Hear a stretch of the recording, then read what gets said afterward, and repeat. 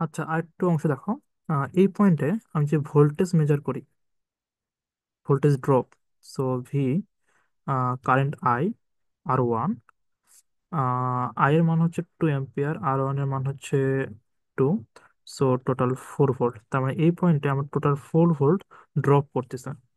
এবং total 2 volt, 4 volt যদি drop করে, তাহলে আমার এক্সিস্টিং ভোল্ট এই পয়েন্ট আমি পাচ্ছি হচ্ছে এই পয়েন্টটাতে ভোল্ট পাওয়া যাবে হলো 2 ভোল্ট।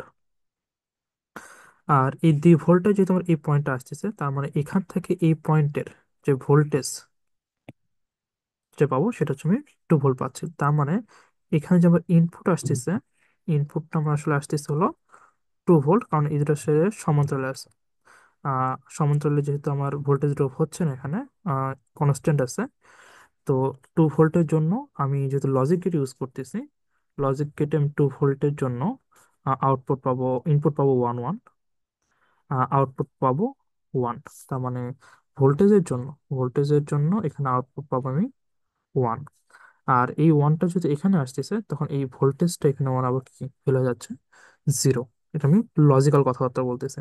তার মানে কি, কারেন্ট দিয়েও আমি মেজার করতে পারি যে হ্যাঁ কারেন্ট পাস হচ্ছে না, সো বাল্ব জ্বলবে না। আমি ভোল্টেজ দিয়ে বলতে পারি যে হ্যাঁ, নট গেটের কারণে ভোল্টেজ যেটা 1 ছিল এটা 0 হয়ে গেছে, সো ভোল্টেজও নাই, সো আমার বাল্ব জ্বলবে না।